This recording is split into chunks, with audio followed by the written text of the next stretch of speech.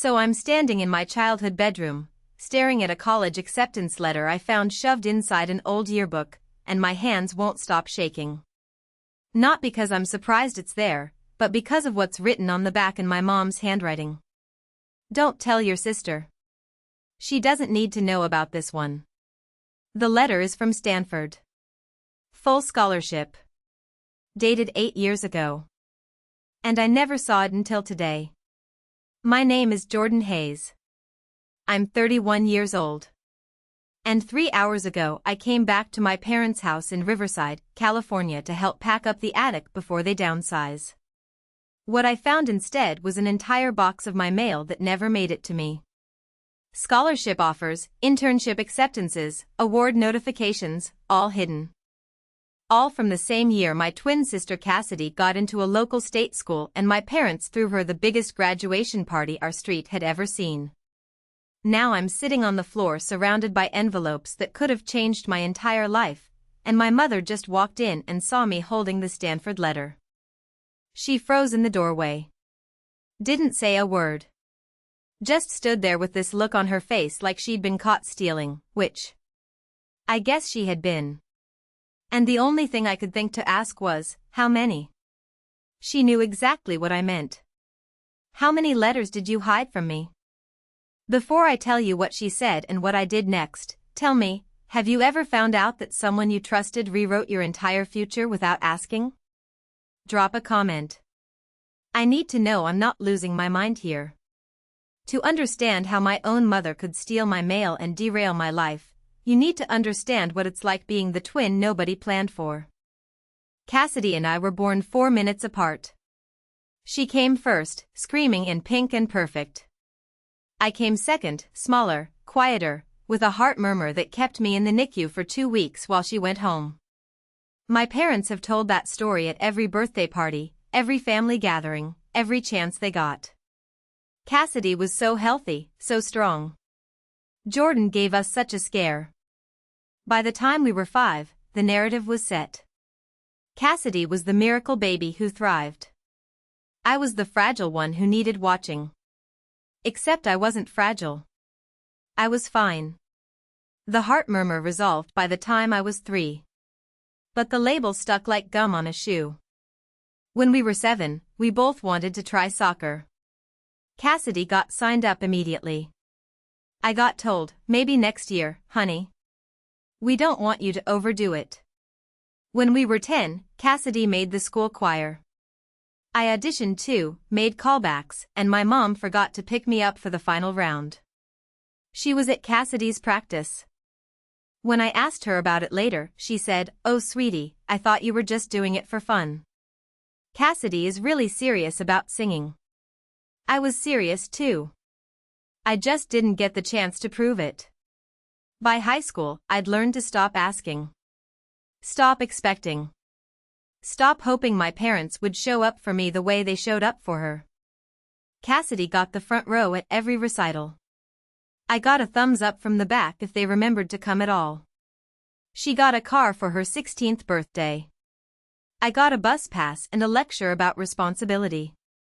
When college applications rolled around, I applied to 15 schools. Cassidy applied to 3, all local, all within an hour of home. My parents were thrilled. Cassidy is so smart, my mom told everyone. She knows family comes first. I applied across the country. East Coast, West Coast, anywhere that wasn't here. I needed distance. I needed air. I got into 12 of those 15 schools. Some with financial aid. Some with partial scholarships. But the letters came to the house while I was at my part-time job or at school. And my mom was always home. She'd hand me the thin envelopes, the rejections, with this sad sympathetic smile. "Oh honey, I'm sorry. Maybe you aimed too high." The thick envelopes. I never saw most of them. I ended up at the same state school as Cassidy. Not because I wanted to. But because by May, it was the only acceptance I knew about. My parents were over the moon.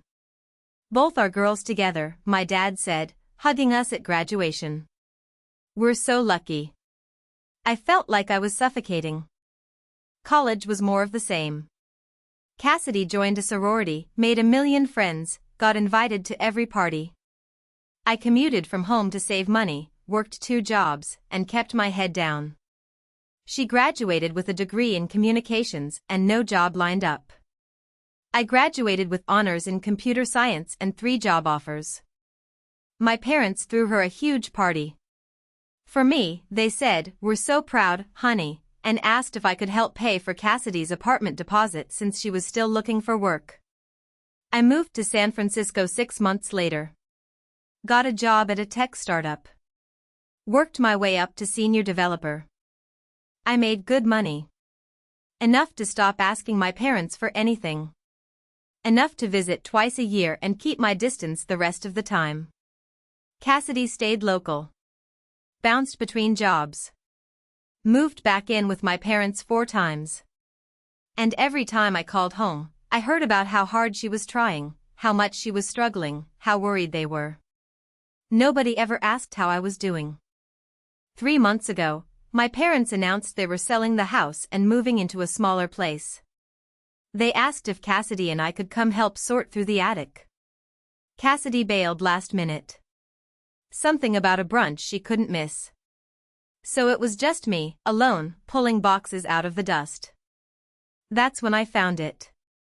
A cardboard box shoved behind the Christmas decorations, labeled Jordan's school stuff in my mom's handwriting. Inside were report cards, old essays, art projects, and a stack of unopened envelopes. My hands were shaking as I tore into the first one. UC Berkeley. Acceptance letter. Full ride. The second one. MIT. Accepted with honors scholarship. The third. Stanford. Full scholarship plus stipend. There were 9 total. 9 schools I never knew wanted me. 9 futures I never got to choose. And on the back of the Stanford letter, in my mother's looping handwriting. Don't tell your sister. She doesn't need to know about this one.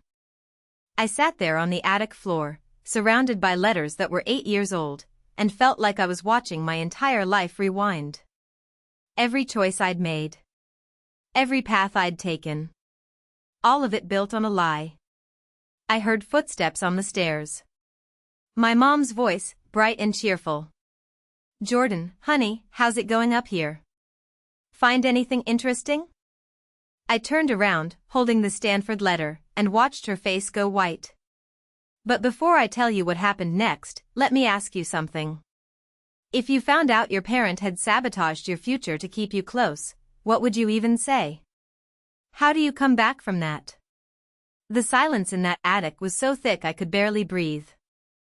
My mom stood frozen on the top step, one hand still on the railing, staring at the letter in my hand like it was a gun.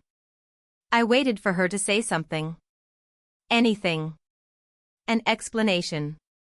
An apology. Even a denial. Instead, she said, "You weren't supposed to find those." Not "I'm sorry." Not "I can explain." Just, "You weren't supposed to find those." Like the problem wasn't what she'd done. It was that I'd discovered it. I stood up slowly, my legs shaking, and held up the stack of envelopes. 9 schools, Mom. 9. She flinched but didn't move. Stanford offered me a full ride. MIT wanted me in their honors program. Berkeley, Cornell, Carnegie Mellon. I got into all of them. And you hid every single letter. Her mouth opened. Closed. She looked down at her hands. Why? My voice cracked. Why would you do this to me? She finally stepped into the attic, moving carefully like she was approaching a wild animal. Jordan, you have to understand. Cassidy was struggling. She barely got into state. She needed support. She needed family. So you sabotaged me? I didn't sabotage you, she snapped, and there it was. The defensiveness I'd been waiting for. You still went to college. You still got a degree. You have a good job now.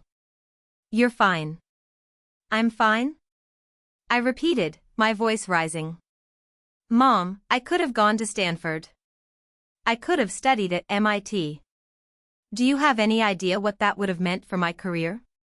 For my life? She crossed her arms. You would have left. You would have gone across the country and we would have lost you. So you made sure I stayed close enough to control. I made sure you stayed close enough to be part of this family, she shot back. Cassidy needed you. We needed you. You were always so independent, so capable. She wasn't. I had to think about both of you. And there it was. The truth underneath all of it. I wasn't the fragile one. I never had been. I was the strong one. The capable one. The one who didn't need as much attention because I could handle things on my own. So I got less. Less support. Less celebration. Less opportunity. Because Cassidy needed more. You punished me for being independent, I said quietly. You held me back because I didn't fall apart the way she did. My mom's face crumpled. That's not fair. Fair? I laughed, and it came out bitter. You hid acceptance letters from me, Mom. You stole my mail. You rewrote my future without asking. And you think I'm the one being unfair? She started crying then. Real tears, not the performative kind she used to get out of arguments. I was scared, Jordan. I was scared that if you left, you'd never come back. And I was right, wasn't I? You moved to San Francisco and you barely call. You visit twice a year and you can't wait to leave. Because every time I come home, I feel invisible. The words exploded out of me. Every conversation is about Cassidy. Every dinner, every phone call, every holiday. It's always about what she needs, what she's going through, how we can help her. Nobody ever asks about me.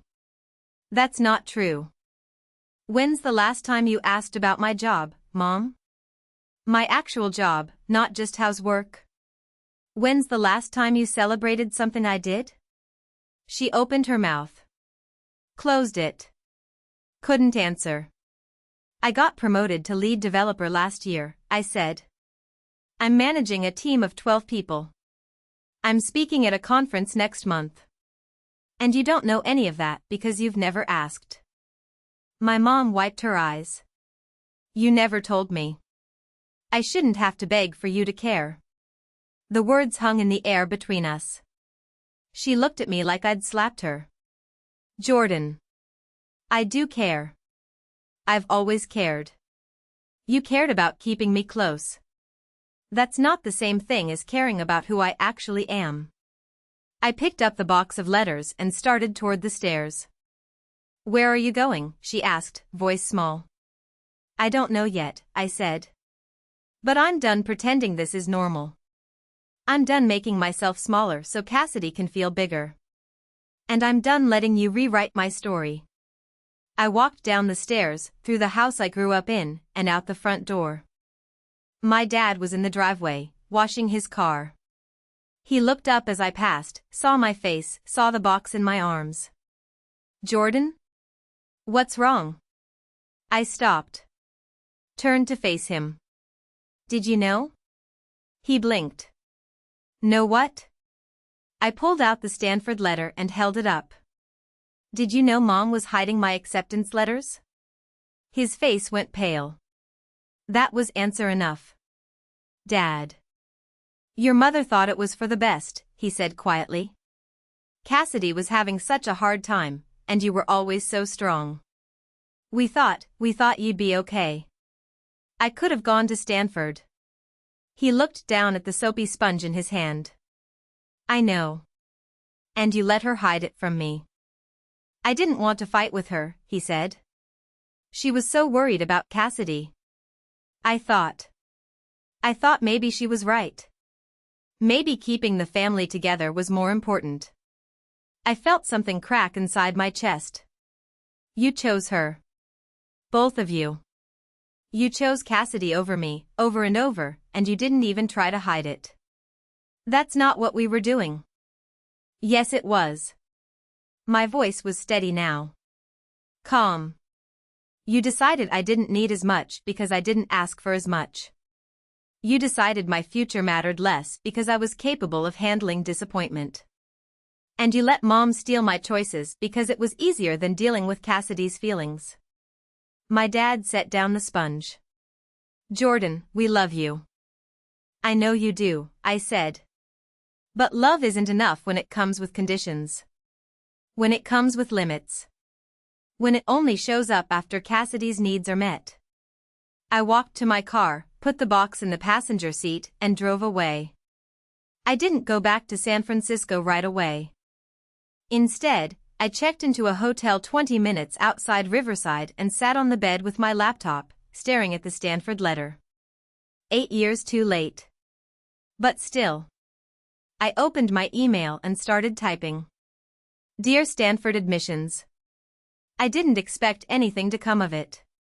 I just needed to know. Needed to ask. I explained what had happened. That I'd been accepted 8 years ago and never saw the letter. That I'd just discovered it. That I knew it was too late, but I wanted to understand what I'd missed. I hit send before I could second-guess myself. Then I called my best friend, Maya, who picked up on the first ring. Jordan? What's wrong? You never call in the middle of the day. I told her everything. The letters. My mom's face. My dad's confession. The years of being the backup child. She listened without interrupting, and when I finally ran out of words, she said, I'm going to say something and I need you to hear me, okay? Okay. This is not your fault. None of it. Not the letters, not your parents' choices, not the way they treated you. You didn't do anything wrong by being capable. You didn't deserve to be punished for being strong. I started crying then. Real, ugly crying. The kind I hadn't let myself do in years. I know, I whispered. But it still hurts. Of course it hurts, Maya said. They stole something from you. They stole your choices. And now you get to decide what happens next. I don't know what that looks like. That's okay. You don't have to know yet. But Jordan, you don't owe them forgiveness just because they're your parents. You don't owe them a relationship that makes you feel small. I stayed in that hotel for 3 days. My mom called 17 times. I didn't answer. Cassidy texted once, Mom said you're mad about some old letters? Can you just let it go? She's really upset. I blocked her number. On the 3rd day, I got an email back from Stanford. My hands shook as I opened it.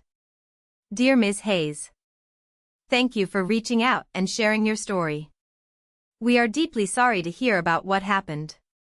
While we cannot reverse the past, we want you to know that your acceptance was genuine and enthusiastic. You were an exceptional candidate. If you are interested in pursuing graduate studies, we would be honored to discuss opportunities with you. Your undergraduate record and professional experience suggest you would be an excellent fit for our master's programs in computer science. Please let us know if you would like to explore this further. I read it 3 times. Then I called Maya back. They want me to apply for grad school. She screamed so loud I had to pull the phone away from my ear. Jordan. Oh my God. Are you going to do it? I looked at the letter again. At the box of stolen futures sitting on the hotel desk. Yeah, I said. I think I am. 2 weeks later, I was back in San Francisco, sitting in my apartment, filling out the application. My mom had stopped calling. Instead, she'd started emailing. Long, rambling messages about how she'd only been trying to protect me. How she'd been scared. How I was being unfair by cutting her off. I didn't respond. My dad sent one email. Short. Simple.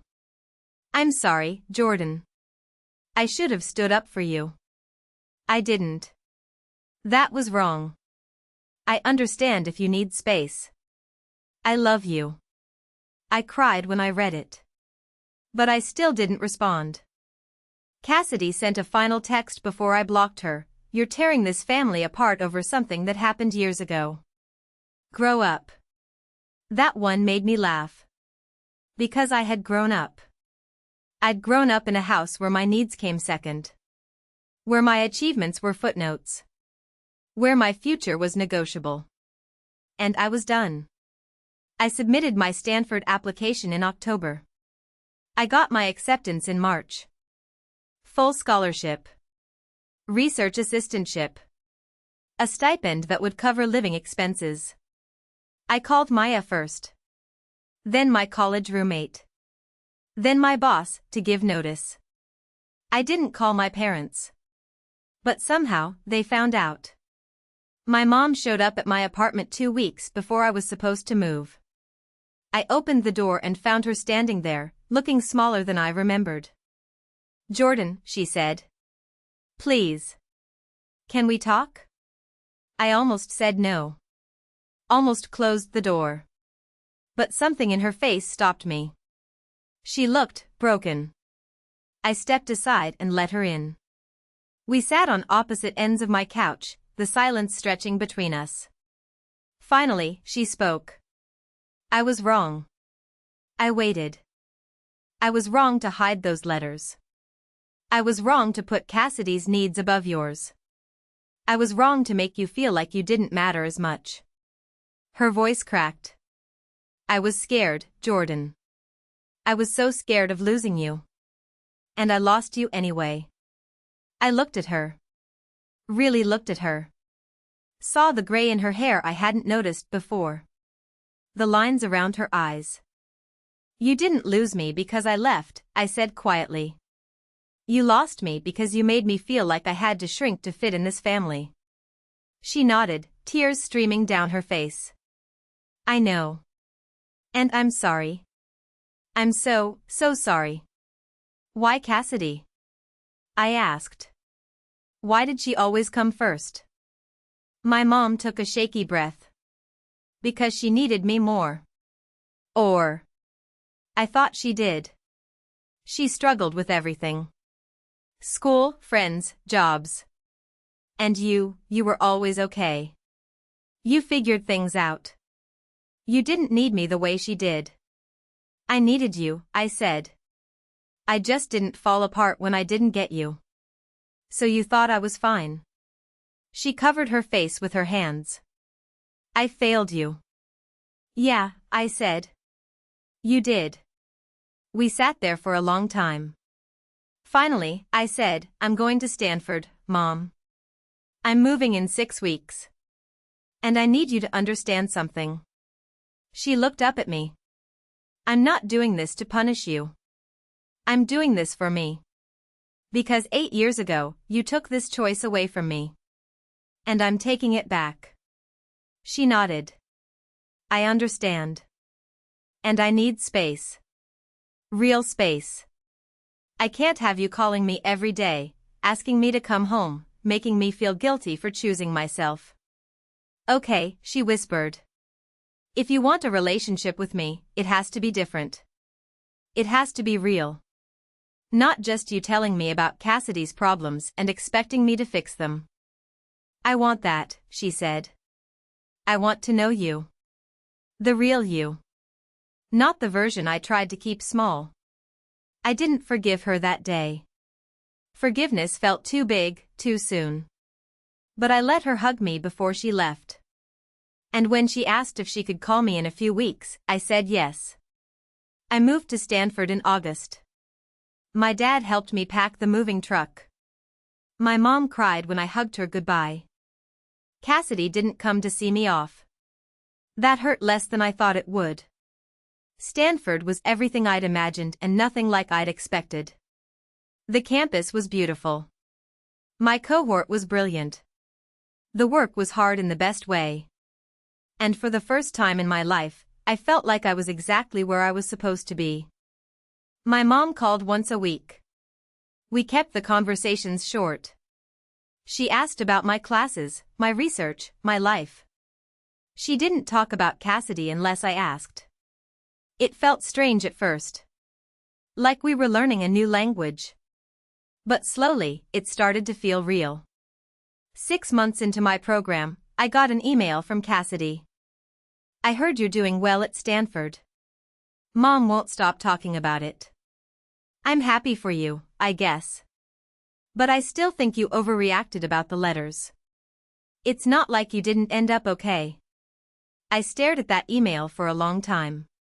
Then I deleted it. Because she was right about one thing. I did end up okay. Not because of what my parents did. But in spite of it. I ended up okay because I refused to stay small. Because I took up space even when I was told I was taking too much. Because I chose myself when no one else would. And that's the part of the story I want you to hear. If you're the kid who always came second, if you're the one who got less because you needed less, if you're the capable one who got punished for being strong. You don't owe anyone your smallness. You don't have to shrink to make other people comfortable. And you don't have to forgive people just because they're family. Love is not enough if it comes with conditions. Support is not real if it only shows up when you're struggling. And being strong doesn't mean you don't deserve to be chosen. I'm finishing my master's degree this spring. I've been offered a PhD position. I might take it. I might not. But for the first time in my life, the choice is mine. My mom and I talk every week now. Real conversations. She asks about my research. I tell her about my life. She's learning to see me. The real me. Not the version she tried to keep close. It's not perfect. Some days it's still hard. But it's real. And that's more than I ever had before. My dad sent me a card last month. Inside, he'd written, "I'm proud of you, Jordan." Not just for Stanford. For standing up for yourself. For refusing to stay small. I should have taught you that. I'm sorry I didn't. I cried when I read it. Then I called him. We talked for 2 hours. About everything. About nothing. It felt like a beginning. Cassidy and I haven't spoken in over a year. Maybe one day we will. Maybe we won't. I'm okay with either. Because I've learned something important. You can't make people see you if they're determined to look away. You can't force people to value you if they've decided you're worth less. All you can do is refuse to participate in your own erasure. All you can do is choose yourself. Even when it's hard. Even when it hurts. Even when the people you love can't understand why. So if you're reading this and you're the kid who always came second. If you're the one who got hidden so someone else could shine. If you're the strong one who got punished for not falling apart. I see you. Your strength is not a reason to give you less. Your capability is not permission to ignore your needs. And your independence doesn't mean you don't deserve to be chosen. You deserve to be seen. Fully. Completely. You deserve to take up space without apologizing. And you deserve a future that's yours to choose. Even if it means leaving behind the people who tried to write a smaller story for you. Even if it means starting over. Even if it means standing alone until you find people who see you for who you really are. I found those letters in a dusty attic 8 years too late. But it wasn't too late to choose myself. It's never too late to choose yourself. So tell me, if you could rewrite one choice someone else made for you, what would it be? And what's stopping you from rewriting it now?